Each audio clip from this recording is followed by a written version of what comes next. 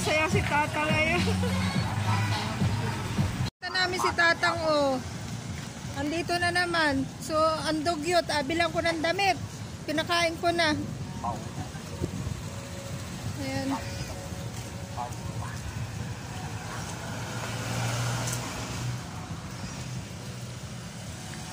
Para isnap din eh. Nalakaw ng kalabaw. Magnanakaw ng kalabaw. Sino yan? Yung marauso ng trino. Oh, yan. Oh, basta Jollibee top.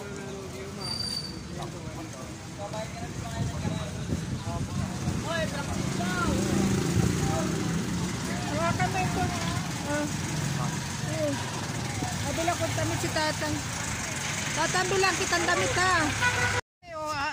Ano kami sa dagat. Dito namin nakita si Tatang. Tatang, dito ka nakita namin, oh.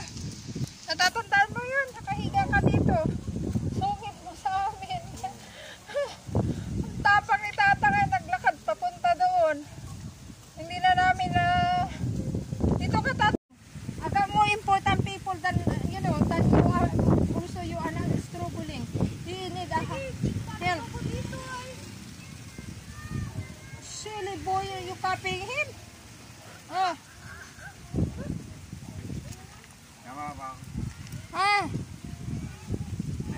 Ano yung mamaya, Tatang? Yung mga damit, isisilid mo yan. Itatapon natin. Wala siya. So, yan ang problema po. Gusto ko man siyang tulungan. Ako din, may problema. Kailangan ko din munang tulungan din yung anak ko. At kasi wala naman po sa amin natulong. Yung bis ko lang, kung anong makakaya ko, ginagawa ko para lang sa mga taong katulad ni Tatang. Up to sa...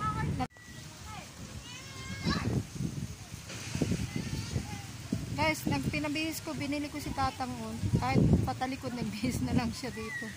Ayun, yung mga damit niyang ang dudugyot. Tapon na lang nalagay sa basura.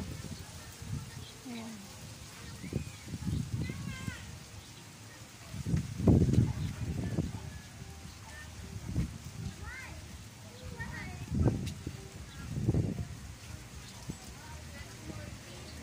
Tatang!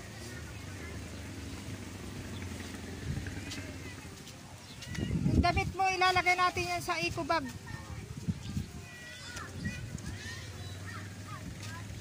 Yung chinilas may baliktad, Tatang. Huwag ka na magmuha ng upos. Ano yung, Tatang, yung nasa bulsa mo? Baka meron kang ano doon. Tatang, baka may mga importante ka doon sa bulsa mo. Kunin mo. At ilagay mo dyan sa bulsa mo. Tatang. Wala pera. Wala pera.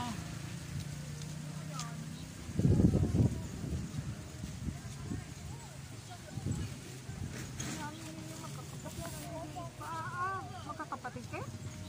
Masa yung tatay niyo? Tatay, wala tatay. Dapat may mga agwat. Yan, mama nyo ay family planning ha. Kawawa kayo eh. Paano kayo makakabuhay ninyo? Hirap ng ganyan. Dami, liliit ninyo. Minsan practical naman, Yan, yan. Hala, tiglima kayo.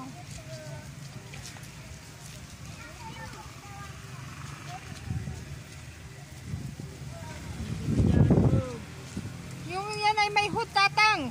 Yung hood mo.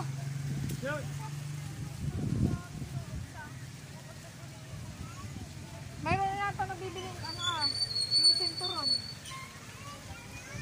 Tatang, bilang kita sinturon dun.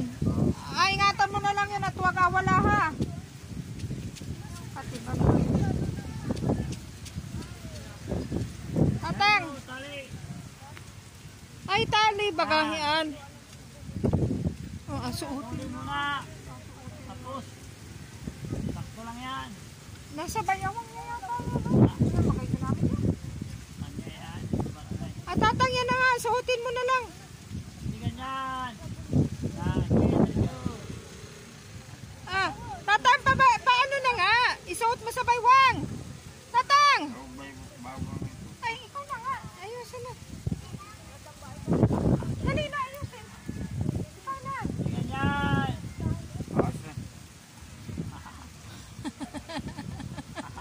sitwasyon. Si Tatang po ay matagal nang hinahanap niya yung pamilya niya. Ay hindi po nag-contact sa akin sa YouTube. Ay ako po yung nag-iintay sa kanila. Ay siyempre kawawa po siya dito sa lansangan.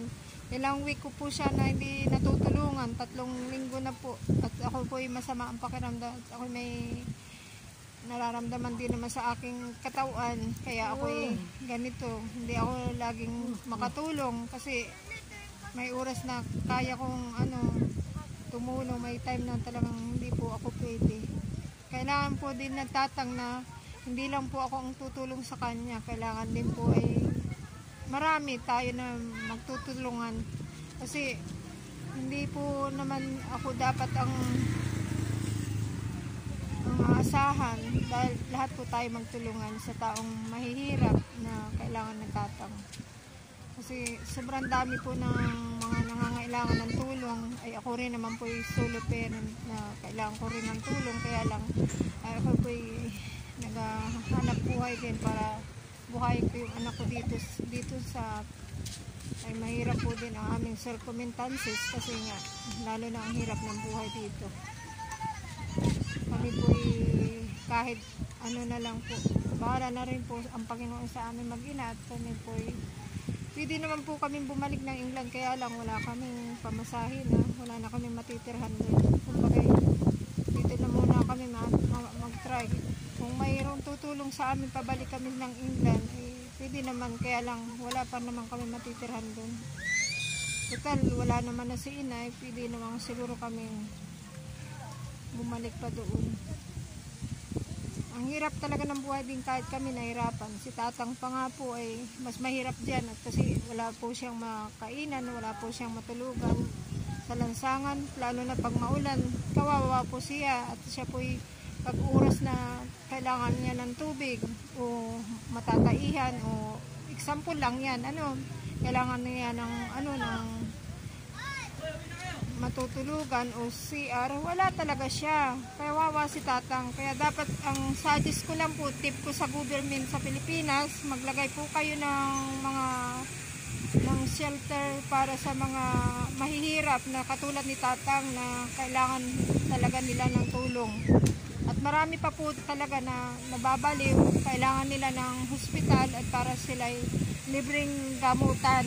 Kasi meron po akong tinulungan na yung kanyang mama ay pag hindi po yun nakakatulog daw sa 3 araw, ay nawawala po sa yung kung ano makakaya po. Pero kung hindi ko naman po kaya at ako yung masama ang pakiramdam, nagpapahinga na lang po ako. Sana mayroong tumulong pa sa kay Tatang at sa mga taong mahirap. Sana lahat tayo magtulungan. Yan ang suggest ko lang po sa lahat ng mga tao dito sa buong mundo sa Pilipinas. Maging matulungin po tayo at may mabuting karma ang balik niyan at kayo pagpalain ng Panginoon. Uuwi at ilang araw pa ako dito sa sa bahay amin. Pag nakita ko si Tatang, pag siya madumi at bibilihan ko ng pagkain. Sana guys, support niyo yung channel ko. Marami pa ako matutulungan. In case na, halimbawa lang na marami pang akong makitang mga homeless na kailangan ng tulong, matutulungan ko kasi actually talagang ang hirap ng buhay dito sa Pilipinas. Lahat nga ng bagay kinakaya namin. Sana po masupport ninyo ang channel ko. Maraming salamat. Tatang, sabihin mo support yung channel at para matulungan ka lagi kita ha. Oo, at sana ay laging kang mag-iingat Tatang ha. Huwag ka na magmumulot ng upos at para yung damit kong binili sa iyo ay malinis ka lagi ha. Tamo. Tatang yung huwag ka nang uupos sa mga yung tabi ng kalsada. Kung mayroon kang uupan, gamitin mo yung damit na lang ha para hindi ka madumihan ha. Tatang. Oh, hala. Ingat ka. Magbabay ka muna Tatang. Bye-bye. Hala. Kasama na, kasunod na amin si Tatang, guys.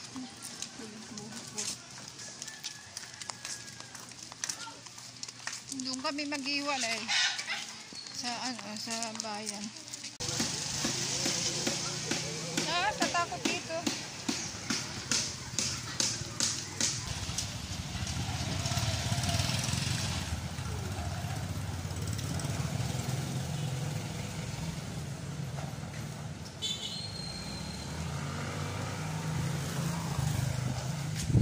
Tatang o ano ang gawin ni Tatang mamaya. Sa matutulog si Tatang.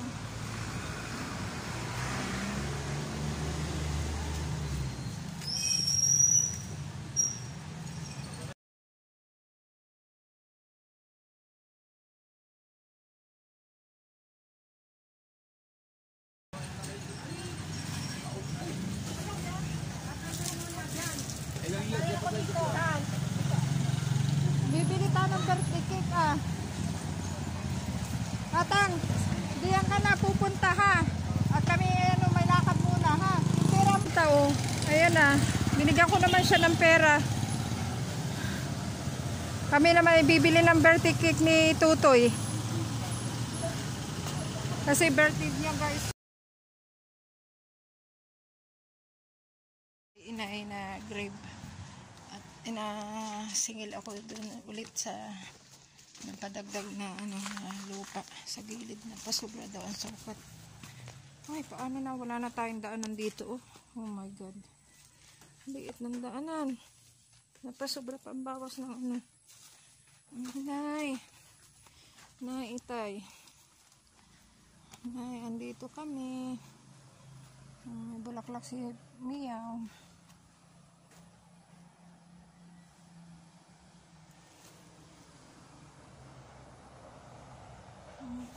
Nay, itay. Hintay ko pang ano, magkapera ako para mabungbungan ito. Nay, itay. Daming problem namin. Nasisira ang gamit ko, mamahalin. Ayan.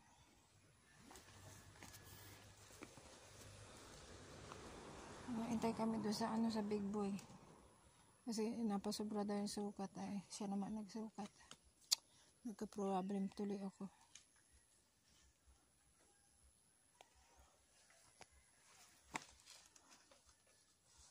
Tatang. Ba't sumobra daw? Anong